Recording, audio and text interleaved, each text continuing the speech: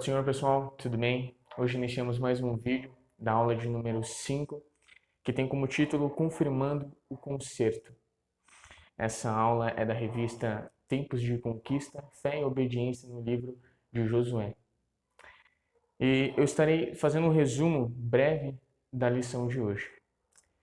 Para começo, vamos ler o texto do dia que se encontra em Atos 7:39.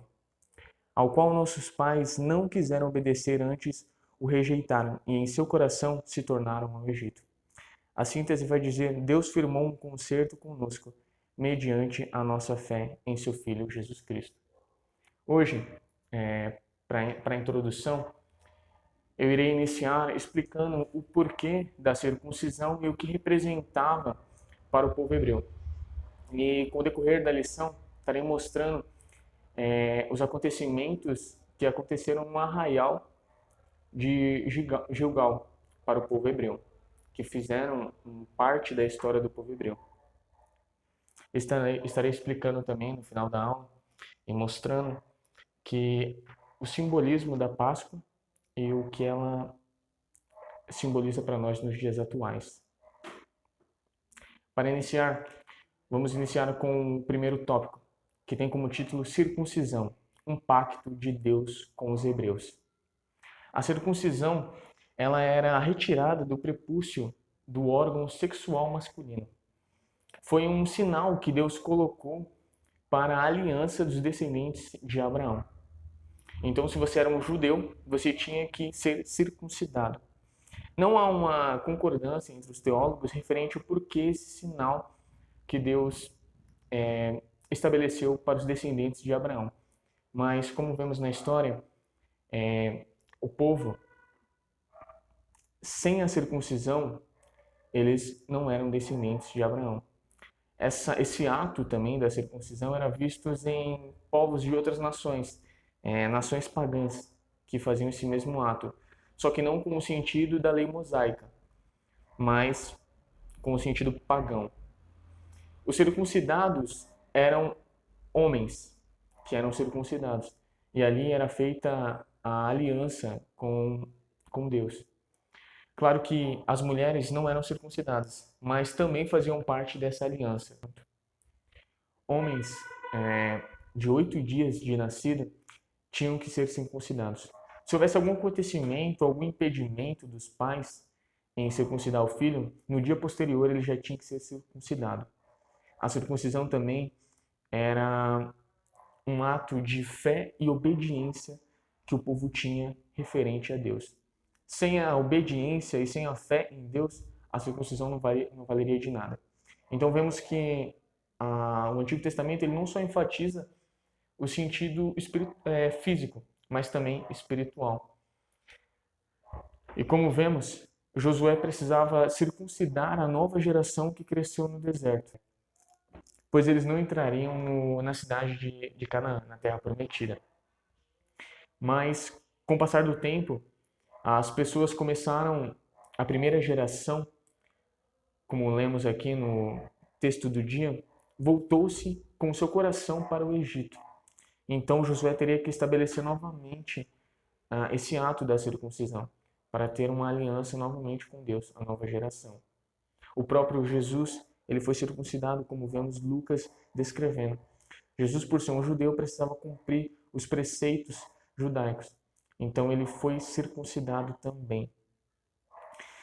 E um judeu, ele era circuncidado para participar também das festas celebrativas da Páscoa.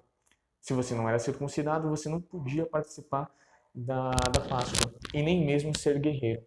Vemos isso na Bíblia mostrando a história do rei Davi. Antes mesmo do seu reinado, Davi chama Golias de incircunciso, pelo fato de ele não ter a aliança abrâmica concedida a Deus. Naquele tempo, os guerreiros eles acreditavam que a circuncisão demonstrava um ato de vitória, que qualquer batalha eles seriam vencedores, pelo fato de eles terem essa marca. A circuncisão também, ela era feita com uma faca de pedra, melhor dizendo, e acontecia em todos os homens apenas. Mas no Novo Testamento a gente vê um modo diferente de pensar em relação à circuncisão. Vai haver algumas discussões e confusões com algumas pessoas e vão se levantar algumas heresias referentes à circuncisão e à obrigatoriedade da circuncisão. Alguns judaizantes, naquele tempo, na igreja primitiva, vai dizer que se você não for circuncidado, você não é salvo. Mas vemos ali no Concílio de Jerusalém o apóstolo Pedro declarando que cremos que somos salvos pela graça do Senhor Jesus. Então ele declara convicto disso. Aqueles homens não entendiam a nova aliança feita no Senhor Jesus Cristo. Paulo também vai dizer em Filipenses 3:3 que a circuncisão ela deixa de ser externa para ser interna.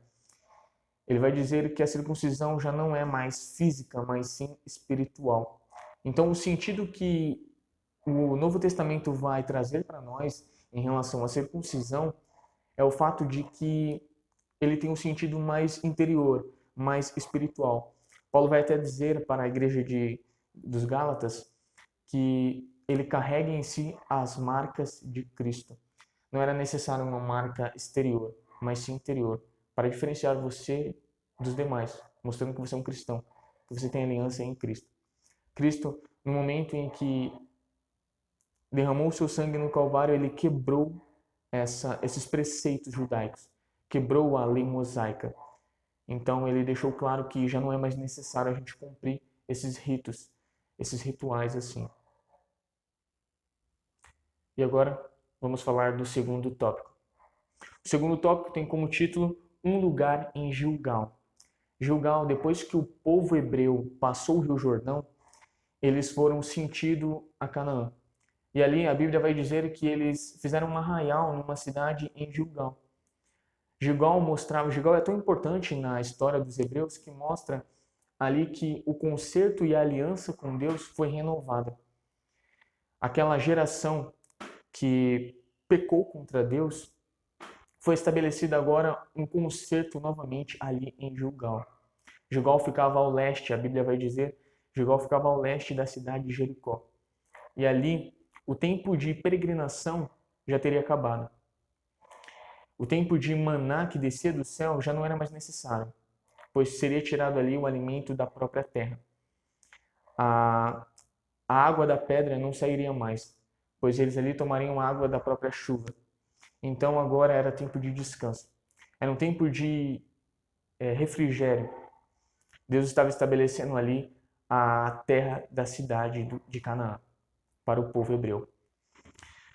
Então, Gilgal era uma terra muito importante para os hebreus, seus acontecimentos, e ali foi estabelecido a nova aliança, a aliança novamente com o povo. Ali também, como eu disse no primeiro tópico, aconteceu ali a circuncisão em massa em todo o povo. E ali eles precisavam, a Bíblia vai dizer que eles ficaram ali em descanso por causa da circuncisão, que foi um ato dolorido. E ali foi onde também estabelecida as 12 tribos que Josué separou e dividiu para cada líder. Vemos ali em Gilgal que Deus estabeleceu e em Josué, no livro de Josué vai nos falar que foi estabelecida a confiança novamente com o povo hebreu. Deus ainda vai dizer que estava retirando o opróbrio do Egito. Deus não estava falando que, pelo fato da situação que eles passaram e todo o tempo da escravidão que eles passaram, não era nesse sentido, de a situação que eles tiveram ali degradante e o vexame que eles passaram e sofrimentos ali no Egito. Deus não estava falando disso, mas ele estava falando que ele tirou ali aquela geração que estava pecando contra ele, aquela geração que estava com o seu coração voltado para o Egito. A murmuração, a dureza de coração e o pecado fez com que diversos hebreus morressem no deserto. Então era nesse sentido que Deus estava tirando o opróbrio, aquilo que não era mais necessário. Era uma nova geração e era um novo tempo também.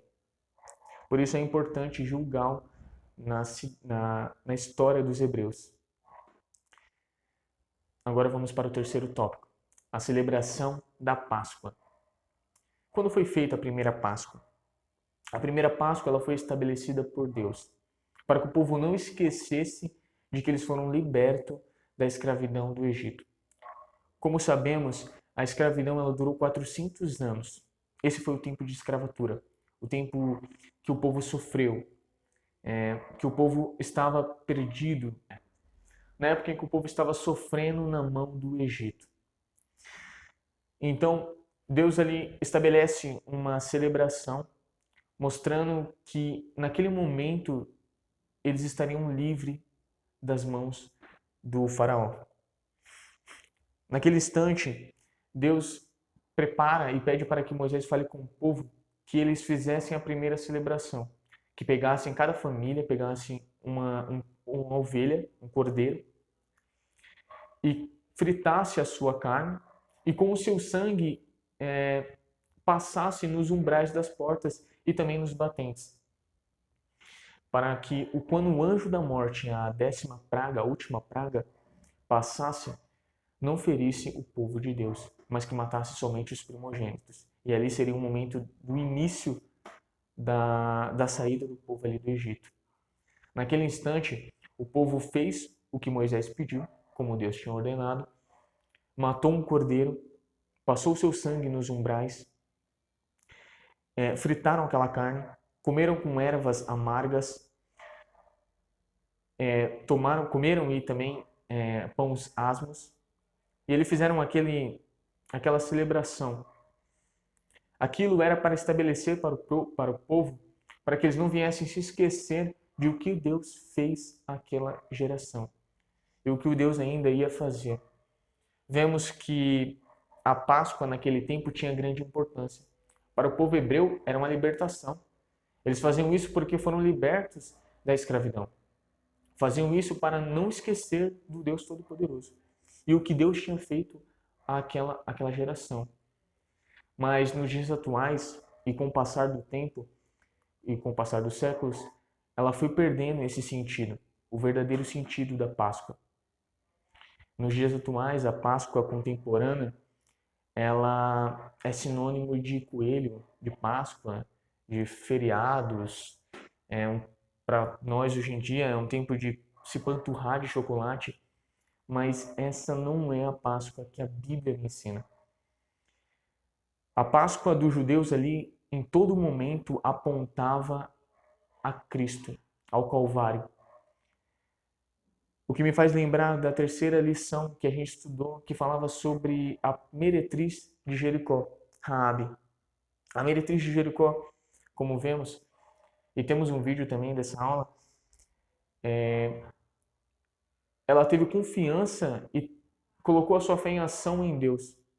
Naquele momento em que os espias estão indo embora porque foram descobertos que estavam ali em Jericó, eles pediram para que Raabe amarrasse um cordão, a Bíblia vai dizer em Josué, um cordão de escarlate da cor vermelha, para que a sua família e ela fossem protegidas. Ali era como uma marca, era um livramento de que ela e a sua casa não seriam destruídos com a terra de Jericó.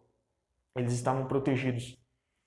Então, é um pensamento meu, é claro, aquilo era como simbolizava o sangue do cordeiro, a aliança que Raabe estava fazendo com o Deus do povo hebreu. Naquele momento, aquele cordão vermelho de escarlate, ele representava livramento.